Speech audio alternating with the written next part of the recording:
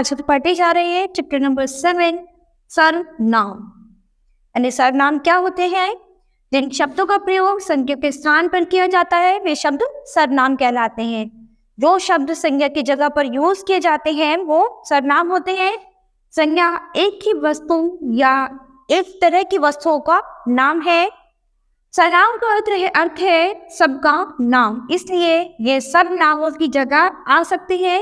इनके प्रयोग से भाषा सरल और सुंदर बनती है। यानी सभी तरह के नाम की जगह पर ये शब्द यूज किए जा सकते हैं और इनके प्रयोग से भाषा जो है बहुत ही सरल और सुंदर बन जाती है। जैसे कि आभा, निकी, ईशान कहाँ है? तो अभी आभा उससे पूछ रही है निकी से, निकी ईशान कहाँ पर है? तो निकी बोलती है वह खेल रहा है। तो यानी ईशान की जगह पर यहाँ पर क्या यूज हुआ है? वह। तो वह क्या होगा? सर्वनाम। आभा तुम क्या कर रही हो? अब आभा ने निकी के लिए क्या यूज किया है? तुम। यानी तुम क्या कर रही हो? निकी बोलती है मैं खेलने जा रही हूँ। तो यहाँ पर निकी ने अपने लिए क्या यूज किया है? मैं। तो मैं भी क्या है? सर्वनाम है। आभा तो यहाँ पर जो तुम है ये भी क्या है? सर्वनाम है। यहाँ कुछ नाम शब्द आए हैं और कुछ उनकी जगह पर आए हैं, जैसे वह, तुम, मैं, किसके। यदि इनकी जगह नाम ही लिख देते तो भाषा इतनी सुंदर नहीं होती। तो यहाँ पर ये जो हमने शब्द यूज किए हैं वह, तुम, मैं, ये सब क्या है? सर्वनाम है। सर्वनाम के भेद क्या है? Kinds of pronoun. सर्वनाम के निम्नलिखित 6 भेद हैं। सर्वनाम 6 तरह के होते हैं। पहला है पुरुषवाचक सर्वनाम, सेकंड है निश्चयवाचक सर्वनाम, थर्ड है अनिश्चयवाचक सर्वनाम, फोर्थ है संबंधवाचक सर्वनाम, फिफ्थ है प्रश्नवाचक सर्वनाम एंड सिक्स्थ है निजवाचक सर्वनाम। यानी 6 हमारे सर्वनाम है। सबसे पहला सर्वनाम है पुरुषवाचक सर्वनाम। तो इसके बारे में हम पढ़ते हैं। ये कौन से होते हैं? जो सर्वनाम बात कहने वाले, सुनने वाले या किसी अन्य व्यक्ति या प्राणी के लिए प्रयोग किए जाते हैं उन्हें पुरुषवाचक सर्वनाम कहते हैं।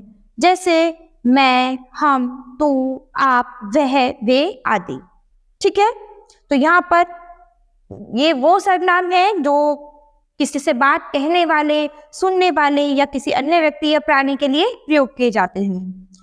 सेकंड है निश्चयवाचक सर्वनाम, यानी जो सर्वनाम पास या दूर की वस्तु या व्यक्ति की ओर निश्चित संकेत करते हैं उन्हें निश्चयवाचक सर्वनाम कहते हैं। जैसे यह मेरी गाय है, यानी किसी व्यक्ति या वस्तु की और निश्चित संकेत जो करते हैं वो निश्चयवाचक सर्वनाम होते हैं। जैसे यह मेरी गाय है, यह मेरा खाना है, वह गुलाब है, ये मेरे सहपाठी है, वे हमारे स्कूल के प्रधानाचार्य हैं। तो यहाँ हम निश्चय ही किसी के बारे में बता रहे हैं। यह और ये पास की वस्तुओं तथा व्यक्ति और व्यक्तियों की ओर संकेत करते हैं। वह और वे दूर की वस्तुओं और व्यक्तियों की ओर संकेत करते हैं। यानी यहाँ पर यह और ये जो है वो पास वाले व्यक्ति की ओर संकेत करते हैं, वह और वे जो है वो दूर वाले व्यक्तियों की ओर संकेत करते हैं। तो नेक्स्ट है अनिश्चयवाचक सर्वनाम। जिन सर्वनामों से किसी निश्चित व्यक्ति या वस्तु का बोध नहीं होता उन्हें अनिश्चयवाचक सर्वनाम कहते हैं। यहाँ पर हमने निश्चित चीजों के बारे में पढ़ा था और अब हम किसके बारे में पढ़ रहे हैं? जिन शब्दों से हमें किसी निश्चित व्यक्ति या वस्तु का बोध नहीं होता वो अनिश्चयवाचक सर्वनाम होते हैं। जैसे नमन कुछ पढ़ रहा है, यानी हमें ये नहीं पता क्या पढ़ रहा है लेकिन हमें पढ़ता हुआ दिखाई दे रहा है। तो यहाँ पर ये जो वर्ड हुआ है कुछ, इससे हमें कुछ भी निश्चित नहीं हो रहा है, यानी नमन कुछ पढ़ रहा है। नेक्स्ट है अभी अभी कोई आया है, यानी कोई आया तो है लेकिन हमें नहीं पता। तो यहाँ पर ये जो कोई वर्ड है ये अनिश्चित है। तो अभी अभी कोई आया है, कोई हमारे लिए क्या हो गया? अनिश्चित। तो नेक्स्ट देखते हैं संबंधवाचक सर्वनाम। जो सर्वनाम 2 बातों में संबंध जोड़ते हैं उन्हें संबंधवाचक सर्वनाम कहते हैं।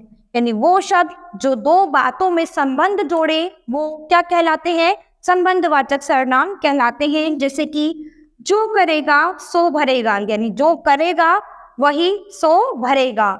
तो यहाँ आपस में क्या है, ये दोनों वर्ड आपस में संबंध बता रहे हैं, यानी इन दो बातों को आपस में जोड़ रहे हैं।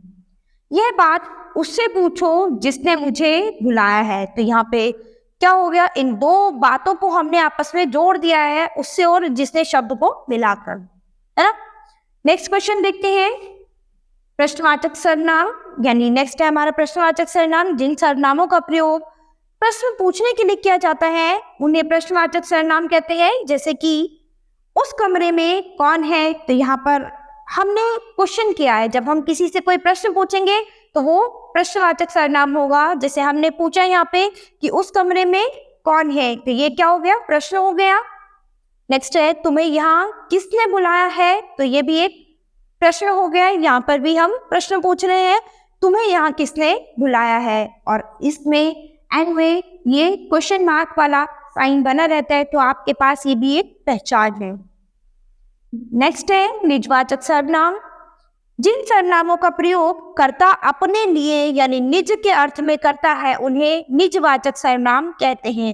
यानी यहाँ पर इन सर्वनामों का प्रयोग केवल अपने लिए, अपने निज यानी अपने लिए करता है तो उन्हें निजवाचक सर्वनाम कहते हैं। जैसे मैं यह काम स्वयं कर लूंगी, तो यानी अपने खुद के लिए बात हुई है। मैं स्वयं कर लूंगी, तो यानी अपने लिए बात हो गई। शुभम आप आ जाएं, तो यानी यहाँ पर भी शुभम के लिए बात हुई है, तो यानी पर्सनल हो गई।